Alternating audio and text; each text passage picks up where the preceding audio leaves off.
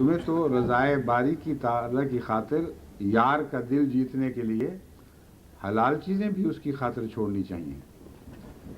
یعنی ان آرام طلبیوں کو ترک کر دینا چاہیے، ان آراموں کو ترک کر دینا چاہیے جن کی طلب میں انسان ہمیشہ سرگرداں رہتا ہے، اس لیے کہ خدا راضی ہو جائے. بس جن باتوں سے خدا راضی ہو انہیں قبول کر لینا، اور جن باتوں سے خدا راضی نہ ہو انہیں ترک کر دینا. یہ وہ جہاد ہے جس میں ہمیں رمضان کے مہینے میں خصوصیت تربیت دی جاتی ہے، خصوصیت کے ساتھ تربیت دی جاتی ہے. بس ایک مہینہ تربیت پا لینے کے بعد اگر ہم واپس پھر اسی جگہ پہنچ جائیں جہاں سے سفر اختیار کیا تھا، تو میں آپ کو یقین دلاتا ہوں کہ اس جگہ نہیں پہنچیں گے، اس سے ادنا جگہ میں پہنچیں گے، اس سے بھی کم تر مقام پہ گر جائیں گے. بس یہ لازم ہے کہ ہم جو کچھ سیکھیں اگر سب کچھ قائم نہ رکھ سکیں تو کچھ نہ کچھ ضرور رکھیں، ورنہ جو کچھ ہم نے پہلے حاصل کیا تھا وہ بھی ہاتھ سے جاتا رہے گا. بس ہر رمضان کے بعد ہر عید الفطر ہمارے لیے جو پیغام لاتی ہے وہ یہ ہے کہ اب سے تم اس فطر کے دور میں داخل ہو رہے ہو جس میں صرف حلال چیزیں تم پر حلال ہیں اور تمام حرام اور تمام مکروہات تم پر حرام ہیں. یاد رکھو ایک مہینہ تم نے یہ تربیت حاصل کی، اب اس کو بھول نہ جانا. بس اس عید اور اگلی عید کے درمیان یا اگلے رمضان تک جو درمیان کا دور ہے یہ ہمارے لیے ایک آزمائش کا دور ہے. بس یہ عید جہاں خوشیوں کا پیغام بھی لاتی ہے وہاں آزمائش کا انذار بھی لے کر آتی ہے. لیکن اب میں آپ کو یہ بتاتا ہوں کہ اس عید میں اور کیا کیا سبق ہمیں ملتے ہیں جن کو ہمیں سال بھر یاد رکھنا چاہیے. خوشی کس بات کی ہے؟ قربانیاں قبول کرنے کی علامتیں کیا ہیں؟ قبول ہونے کی علامتیں کیا ہیں؟ ہر شخص کہہ سکتا ہے میری قربانی قبول ہوئی.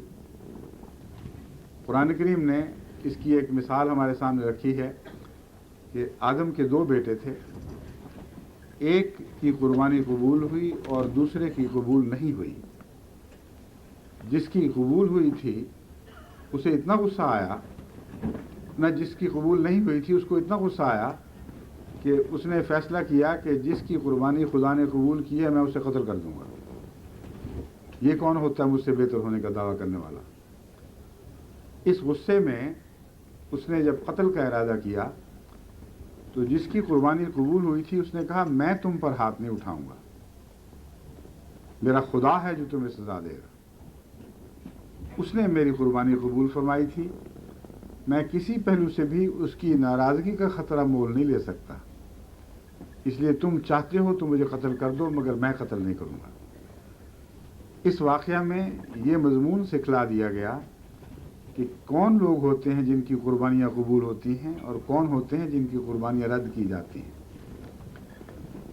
وہ شخص جس کو اپنی قربانی قبول نہ ہونے پر غصہ تھا اس نے اپنے عمل سے ثابت کر دیا کہ وہ اس لائق نہیں تھا کہ اس کی قربانی قبول ہوتی، مگر قربانیاں دونوں نے پیش کی تھیں. اگر قربانی پیش نہ کی جاتی تو قرآن کریم کا وہ مضمون بے معنی ہو جاتا ہے جو بیان فرمایا گیا. ظاہر بات ہے کہ دونوں نے قربانیاں پیش کی، ایک کی قبول ہوئی ہے اور ایک کی قبول نہیں ہوئی. اگلا سوال یہ ہے کہ جس کی قبول ہوئی تھی اس کو تو اندرونی طور پر پتہ چل گیا، اللہ تعالیٰ کی رضا کی تسکین اسے حاصل ہوئی، طمانینت نصیب ہوئی، اسے معلوم ہوا کہ میں ایک نئے عظیم دور میں داخل ہو گیا ہوں. لیکن جس کی قبول نہیں ہوئی تھی اس کو کیسے پتہ چلا؟ اس کی تو ہو گئی ہے، میرے بھائی کی اور میری نہیں ہوئی. بائبل جس رنگ میں مضمون کو بیان کرتی ہے وہ ایک بچگانہ سی بات ہے. جیسے کہا جائے کہ کسی نے سوختنی قربانی کی، کسی کو آگ کھا گئی اور کسی کو نہ کھا گئی. یہ مضمون نہیں ہے. آگ کا وہ جو واقعہ ہے، سوختنی قربانی کا جو واقعہ ہے، اس کا تعلق نفس کے جل جانے سے ہے اور دنیاوی تمناؤں کے جل جانے سے ہے. بس جس کی قربانیاں قبول ہوتی ہیں اس کے اوپر ایک آگ گرتی ہے اور وہ سوختنی قربانی بنتی ہے. آسمان سے ایک آگ گرتی ہے اور اس کی گندگیوں کو جلا دیتی ہے اور خاکستر کر دیتی ہے، اور وہ پاک صاف ہو کر ایک نئی زندگی لے کر ایک نئے دور میں داخل ہوتا ہے. اور جس پر وہ آگ نہیں گرتی وہ بدیوں میں بڑھتا رہتا ہے، اور اس کی قربانیوں کے نامقبول یا مردود ہونے کی یہ نشانی ہے کہ وہ پہلے سے بڑھ کر ہوا و ہوس کا بندہ بن جاتا ہے. بس آدم کا وہ بیٹا جس نے یہ محسوس کیا کہ اس کی قربانی قبول ہو گئی ہے اور میری نہیں ہوئی، اس نے اپنی ذات سے اپنی قربانی کے مردود ہونے کو پہچانا ہوگا. اس کو اس طرح معلوم ہوا ہوگا کہ وہ دن بدن گناہوں میں بڑھتا چلا جا رہا ہے اور اس کی ہوس کسی کنارے تک پہنچ ہی نہیں گئی. اور یہ دوسرا بھائی ہے جس کے چہرے پر طمانیت لکھی گئی ہے، جسے اطمینان قلب نصیب ہو چکا ہے، جو ایک نئی زندگی بسر کر رہا ہے، گویا جنت میں ہے. اس سے اس کو تکلیف بڑی ہے. اور یہ بات ایسی چیز نہیں ہے جو صرف ماضی کی تاریخ کا حصہ ہو، یہ ایک جاری و ساری مضمون ہے، ہر زمانے میں دہرایا جاتا ہے. آج پاکستان میں جب احمدی خوش ہوتے ہیں کہ ہماری قربانیاں قبول ہوئیں، تو دیکھیں جن کی نہیں ہوئی ان کو کتنا غصہ آتا ہے. وہ کہتے ہیں ہم تمہیں قتل کریں گے، ہم تمہیں ماریں گے، تم ہوتے کون ہو خوشیاں منانے والے؟ کوئی فرق ہے جو ان کو محسوس ہو رہا ہے؟ جانتے ہیں کہ ان لوگوں کی قربانیوں کے نتیجے میں اللہ کے بے شمار فضل نازل ہو رہے ہیں جو ہم پر نہیں ہیں. ہم اسی طرح کی بےہودہ زندگی میں مبتلا، اسی قسم کی ضلالتوں میں ہمیشہ منہمک، اور دن بدن ہمارے جرائم بڑھتے جا رہے ہیں، ہماری قوم پھٹ رہی ہے، ہمارے دل پھٹ رہے ہیں، ہم گناہوں میں پہلے سے بڑھ کر ملوث ہو رہے ہیں، پہلے سے بڑھ کر جھوٹ بولنے لگ گئے ہیں، پہلے سے بڑھ کر عبادتوں سے منحرف ہو رہے ہیں. وہ دور سوچیں جب کہ ضیاء الحق صاحب نے اعلان کیا تھا کہ عبادتیں میں فرض کرتا ہوں، خدا کا فرض نہیں مانتے تو میرا فرض تو مانو گے. اور ڈنڈے کے زور سے عبادتیں قائم کرنے کا نظام قائم کیا گیا تھا. اور جمعہ کی اہمیت کو تو اتنا زور تھا کہ گویا سوال ہی کوئی نہیں تھا کہ کوئی جمعہ چھوڑ کر کسی اور طرف متوجہ ہو جائے. چند دن کے قصے تھے. نمرود کی بادشاہیوں کو بقا نہیں ہوا کرتی. اللہ ہی کے حکم ہیں، جو دل قبول کریں ان پر ہی چلتے ہیں. اس کی فرمانروائی ان دلوں پر ہے جو سجدہ ریز ہوتے ہیں، باقی دلوں پر وہ زبردستی فرمانروائی نہیں کرتا. بس اب دیکھ لیں، جمعے کی بجائے اب جمعہ بازار شروع ہو گئے ہیں، اور جمعے کے دن نئے نئے قصبوں میں جمعہ بازار کا سلسلہ جاری ہو چکا ہے. جمعے کو چھوڑ کر لوگ بازاروں میں چلے جاتے ہیں اور سارا دن وہاں میلے لگاتے اور ہر قسم کی بےہودگیاں وہاں ہوتی، کنچنیاں ناچتی، ہجڑوں کے گانے ہوتے اور ہجڑے اپنے کرتب دکھاتے، اور بہت مزہ اڑاتے ہیں. لوگ کہتے ہیں واہ واہ، یہ ہے جمعہ، چھٹی کا دن، اس طرح جمعہ منانا چاہیے.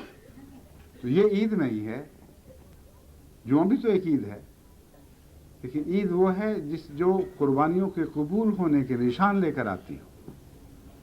اور قربانیوں کے قبول ہونے کے نتیجے میں دلوں میں ایک پاک تبدیلی پیدا ہوتی ہے، ایک عظیم تبدیلی پیدا ہوتی ہے اور طمانیت نصیب ہوتی ہے، اور دنیا کی ادنا لذتوں سے دل پھر جاتے ہیں اور پھیرے جاتے ہیں، اور اعلیٰ لذات کے لیے انسان میں صلاحیتیں پیدا ہوتی ہیں، نئے ذوق عطا ہوتے ہیں.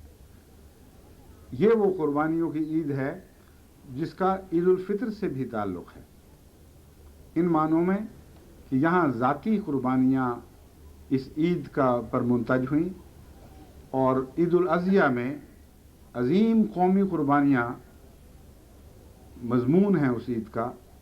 لیکن وہ قربانیاں آج سے بہت پہلے عظیم تر انسانوں نے، جو ہمارے تصور سے بھی بلند تر اور عظیم تر ہیں، انہوں نے پیش کی اور وہ مقبول ہوئیں. اور ان کی قبولیت کا ایک اور نشان ظاہر ہوا، اور وہ نشان یہ ظاہر ہوا کہ مقبول قربانیاں زمانے میں پیچھے نہیں رہا کرتی بلکہ آگے بڑھ جاتی.